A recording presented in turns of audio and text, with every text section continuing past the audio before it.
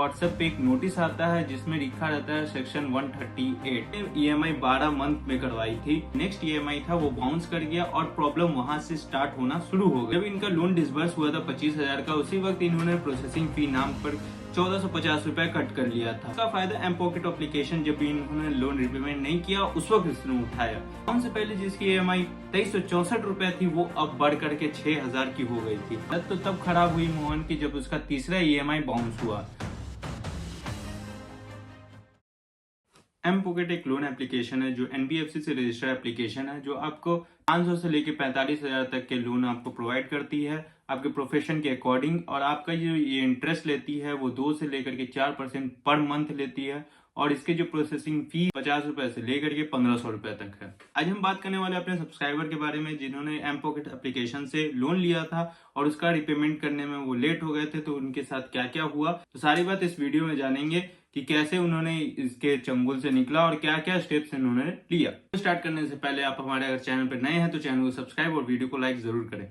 मेरे जो सब्सक्राइबर है उनका नाम है मोहन। उन्होंने 25,000 का लोन लिया था एम पॉकेट से, जो कि इंटरेस्ट रेट जिनका बन रहा था 14% का, और इन्होंने ईएमआई 12 मंथ में करवाई थी। तो 12 मंथ के अकॉर्डिंग इनके जो मंथली ईएमआई बन रही थी वो हो रही थी 2364 रुपीज, जो इनकी मंथली कटने वाली थी। जब इनका लोन डिसबर्स हुआ था 25,000 का, उसी वक्त इन्होंने प्रोसेसिंग फी नाम पर 1450 रुपए कट कर लिया था। तो इनके अकाउंट में आया था 23,550 रुपए।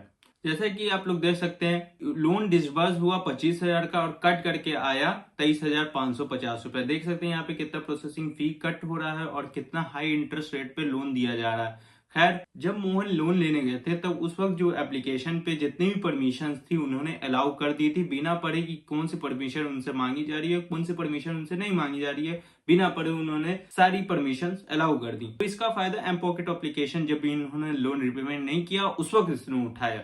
तो कैसे उठाया आगे इस वीडियो में देखेंगे। मोहन 3-4 मंथ तक प्रॉपर्ली अपने EMI time to time payment करते रह गए। उस वक्त तक कोई दिक्कत नहीं हुई, बट अचानक से उनकी जॉब छूट गई और उनके पास कोई भी सेविंग नहीं थी कि वो नेक्स्ट ईएमआई दे पाए। वो रेगुलरली जॉब के लिए अप्लाई करते रह गए बट उनको जॉब नहीं मिली, जिसके कारण उनका जो नेक्स्ट ईएमआई था वो बाउंस कर गया और प्रॉब्लम वहां से स्टार्ट होना शुरू हो गई। मोहन ने ये नहीं सोचा था कि उनके जॉब छूटने की वजह से उनके लाइफ में ऐसी प्रॉब्लम आ जाएगी। मोहन की जैसे ही पहली ईएमआई बाउंस हुई उस वक्त एम पॉकेट एप्लीकेशन ने लेट फी और बाउंस चार्ज एक्स्ट्रा ऐड कर दी उनके नेक्स्ट ईएमआई में। बाउंस से पहले जिसकी ईएमआई 2364 रुपए थी वो अब बढ़ करके 6000 की हो गई थी। और ये देख करके मोहन बहुत परेशान हो गया।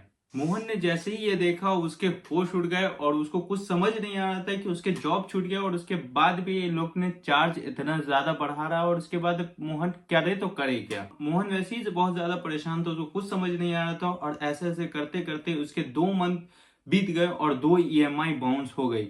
उसके बाद एम पॉकेट उसको रेगुलरली कॉल एसएमएस करना स्टार्ट कर दी और यहां से मामला और बिगड़ते रह गया। जब उसकी 2 मंथ की ईएमआई बाउंस हुई तो उसको रेगुलरली उसको कॉल आना स्टार्ट हो गए और एसएमएस आना स्टार्ट हो गए कि जल्द से जल्द अपना रिपेमेंट करें, नहीं रिपेमेंट करने पे उनके ऊपर कुछ एक्शन लिया जाएगा। हालत तो तब खराब हुई मोहन की जब उसका तीसरा ईएमआई बाउंस हुआ। तो उसके तीसरे ईएमआई बाउंस होते ही उसके व्हाट्सएप पे एक नोटिस आता है जिसमें लिखा रहता है सेक्शन 138। और वो देखते ही मोहन डर गया। उसमें लिखा हुआ था अगर मोहन लोन रिपेमेंट नहीं करता है तो उसको सेक्शन 138 के तहत जेल हो जाएगी। ये पढ़ते ही मोहन की हालत खराब हो गई। उसको कुछ समझ नहीं आ रहा था वो करे तो करे क्या, किसी से उधार लेकर के रिपेमेंट कर दे, क्या कर दे, उसको कुछ समझ भी नहीं आ रहा था कि क्या करना है आगे। बट उसने थोड़ा कामली पेशेंस लिया। पेशेंस लेने के बाद सेक्शन 138 का जब इसको मैसेज आया था उसके बारे में इन्होंने इंफॉर्मेशन निकालना स्टार्ट किया। और जब इंफॉर्मेशन निकाला तब इनको पता चला कि ऐसा कोई भी इनके ऊपर केस नहीं हो सकता जिसके तहत इनको जेल हो जाए। तो मोहन को इसका डर खत्म हो गया था कि इसको अब कोई भी जेल नहीं होगी। तो मोहन को इसका पूरा डर खत्म हो गया था कि अब इसके ऊपर कोई भी जेल वगैरह नहीं होगी। बट अगले ही दिन मोहन को एक कॉल आती है जिसमें बोलता है सामने वाला कि हम थाने से बोल रहे हैं, आपके ऊपर एक कंप्लेन रजिस्टर्ड हुआ है लोन डिफॉल्ट करने का और फ्रॉड करने का रजिस्टर्ड हुआ है। तो ये सुनते ही मोहन बहुत ज्यादा डर गया। उसने सोचा कि मैंने जो इन्फॉर्मेशन निकाली थी, मैंने पढ़ा था आर्टिकल्स वगैरह, तो उसमें तो ऐसा कुछ नहीं था, बट यहाँ पे तो थाने से डायरेक्ट कॉल आ रही है। तो वहां पे वो बहुत ज्यादा डर गई। पर उसने कामली उस वक्त उनको आंसर किया, बोला उनको कि मेरे पास अभी पैसे नहीं है, मेरे पास जैसे पैसे आएंगे, जो भी लोन उनका ड्यू है मैं उनको रिपेमेंट कर दूंगा। तो ये बोल कर करके उसने कॉल कट कर दिया और उसके बाद ये फिर से कुछ इन्फॉर्मेशन निकालने लग गया, यूट्यूब सर्च करने लग गया, बाकी सब कुछ सर्च करने लग गया और वो पहुंचे हमारे चैनल पे। तो उस चैनल पे पहुंचने के बाद उन्होंने ऐसा ऐसा देखा, हमारे चैनल पे ऑलरेडी वीडियोस अपलोडेड है जिसमें मैंने कह रखा है रिकवरी एजेंट ही आपको कॉल करते हैं पुलिस बन करके, जिसमें वो बोलते हैं कि हम थाने से बोल रहे हैं, आपका जो भी लोन ड्यू है वो जल्द से जल्द इस पे कीजिए और खत्म कीजिए। तो जब मोहन ने मोबाइल नंबर जो था उसके डिटेल्स निकाला तो उसको पता चला कि ये किसी रिकवरी एजेंट का नंबर है। तो उसके बाद वो समझ गया कि ये सब रिकवरी एजेंट का किया जा रहा है, कोई भी पुलिस स्टेशन या फिर पुलिस थानेदार इसमें कोई भी इन्वॉल्व नहीं है। तो इसके बाद इसका जो डर था वो कम हो गया। फिर भी कुछ दिन तक कॉल आते रहे मोहन को, बट मोहन टोटली इस कॉल्स को इग्नोर करते रहे और इग्नोर करने के बाद जब एम पॉकेट वाले को पता चला कि ये अब इससे काम नहीं चलने वाला है, तो वो एक नया गेम खेलने लग गए, जो कि कॉन्टैक्ट लिस्ट पे कॉल करना स्टार्ट कर दिए। जब मोहन के कॉन्टैक्ट लिस्ट पे कॉल जाना स्टार्ट हुए तो मोहन के जो जो भी कॉन्टैक्ट लिस्ट में थे, जो उनके रिलेटिव थे, उनको कॉल जाना स्टार्ट हुआ तब उनको कॉल पे ये बोलते कि मोहन ने फ्रॉड किया है, उन्होंने मेरा पैसा लेकर के वापस नहीं किया है। तो ये बोल बोल करके उनके कॉन्टैक्ट लिस्ट पर कॉल करते थे और जब कॉन्टैक्ट लिस्ट वाले मोहन को कॉल किए तब मोहन के होश उड़ गए कि ये उनके पास कैसे चले गए, उनके पास कॉन्टैक्ट लिस्ट कैसे आया। तो उसके बाद उन्होंने रिसर्च किया, सब कुछ किया, फिर पता चला कि जब उन्होंने स्टार्टिंग में जितने भी परमिशन इन्होंने इनेबल किए थे, अलाउ किए थे, उसमें से एक परमिशन था कॉन्टैक्ट लिस्ट का, जिसके थ्रू इन लोग ने इसके कॉन्टैक्ट लिस्ट के जितने भी नंबर थे उनको कॉल किया और उनको परेशान करने लग गए। जब मोहन के रिलेटिव्स उनको कॉल करने लगे तो मोहन ने इसको भी समझदारी से हल किया। मोहन ने बोला अपने रिलेटिव्स को कि वो जितने भी कॉल्स आ रहे हैं वो सारे फ्रॉड कॉल्स है, वो झूठ मूठ का मेरा नाम बदनाम करना चाह रहे हैं, तो आप इनको टोटली इग्नोर कीजिए। तो ये कह करके वो उन्होंने रिलेटिव को अपने मना लिया और सारे रिलेटिव्स को एक स्टेटस के थ्रू बता भी दिया कि जिनको जिनको अगर कॉल भी आए तो वो सतर्क हो जाए और वो पता चल जाए उनको कि ये सब फ्रॉड कॉल है और कट कर दें और मोहन को परेशान ना करें। ये सब करने के बाद तो मोहन तो रिलैक्स हो गया कि अब इनको कॉन्टैक्ट लिस्ट का भी झंझट इसको नहीं हुआ, कि अब कॉन्टैक्ट लिस्ट पे भी कॉल कर रहे थे तो उनके जितने भी ये थे कॉन्टैक्ट लिस्ट के जितने भी रिलेटिव्स जिनका भी कॉन्टैक्ट था, उनको जितने भी कॉल कर रहे थे वो लोग इग्नोर कर दे रहे थे इस बार। बट आए दिन मोहन को ये एप्लीकेशन वाले परेशान करते जा रहे थे और मोहन के पास इतने पैसे भी नहीं थे कि वो इनका लोन रिपेमेंट कर पाए और इसके जॉब अभी तक नहीं मिली थी मोहन को कि वो इनका लोन रिपेमेंट कर पाए। और मोहन को एक ऐसा भी चाहिए था जिसे ये कुछ दिन तक इन एप्लीकेशन से बच सके। तभी मोहन के दिमाग में एक आइडिया आया, उसने अपना फोन निकाला और कंपनी को एक ईमेल सेंड किया जिसमें उसने लिखा अपने प्रॉब्लम के बारे में कि क्यों उसने लोन रिपेमेंट नहीं किया, क्यों उसका लोन डिफॉल्ट हुआ। उसके बाद उसने कुछ कुछ फाइल्स भी अटैच की जिसमें उसने प्रूफ दिखाया कि मैं इसलिए लोन रिपेमेंट नहीं कर सकता, मेरी जॉब जा चुकी है।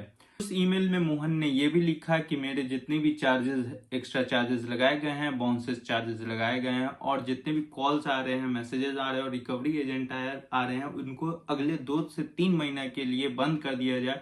उसके बाद मैं आपके जितने भी सारे पैसे हैं, सारे पैसे मैं आपको लौटा दूंगा। ऐसा करके उसने एक ईमेल सेंड कर दिया। ये मेल सेंड करने के अगले 1 वीक बाद एम पॉकेट का रिप्लाई आता है जिसमें वो ये करने के लिए एग्री हो गए थे। फिर अगले 3 मंथ तक इनको रिमाइंडर, एसएमएस और कॉल के अलावा कोई भी परेशानी नहीं हुई और इस बीच मोहन की जॉब लग गई और मोहन के पास इतने पैसे आ गए जो इतना उनको चुकाना था 28,500। जब मोहन ने एम पॉकेट का एप्लीकेशन खोला तब वहां पे जो लोन अमाउंट दिखा रहा था वो इसका दोगुना था, मतलब 50,000 के अप्रोक्स दिखा रहा था। वो देखने के बाद मोहन के तो होश उड़ गए। उसके बाद मोहन को समझ नहीं आ रहा था अब हम करे तो करे क्या। फिर थोड़ी देर बाद उसने सोचा कि मैं एम पॉकेट को एक मेल लिखता हूँ जिसमें मैं जितने भी एक्स्ट्रा चार्जेस में लगाए गए हैं उसको माफ करने के लिए रिक्वेस्ट करता हूँ। तो मोहन ने फिर एक मेल लिखा जिसमें उन्होंने लिखा कि मेरे पास इतनी ही अमाउंट है, जितना लोन अमाउंट हमको वापस करना था आपको ईएमआई के थ्रू, उतना ही लोन मैं आपको वापस कर सकता हूँ, 28,500 है जो कि मैं उतना आपको वापस कर सकता हूं, बाकी जितने भी एक्स्ट्रा चार्जेस, बाउंस चार्जेस, जितने भी लेट फी चार्जेस हो उसको माइनस कर दिया जाए। बट एम पॉकेट एप्लीकेशन इसके लिए एग्री हो ही नहीं रही थी।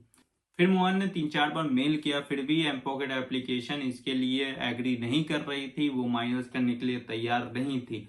अब मोहन ने सोचा कि अब इसके अलावा अब हम कुछ नहीं कर सकते, अब इसके बाद मेरा सिविल बर्बाद हो गया तो हो गया। फिर भी एक लास्ट होप के साथ उसने फाइनल ईमेल भेजा, जिसमें उसने सेम इशू लिखा, बोला कि मेरे पास इतने ही पैसे, इसके अलावा मैं एक्स्ट्रा पेमेंट नहीं कर सकता। वो फाइनल सोच करके ईमेल सेंड करता है तो उसके एक वीक बाद एम पॉकेट एप्लीकेशन का रिप्लाई आता है। वो 28,500 के लिए एग्री हो जाते हैं।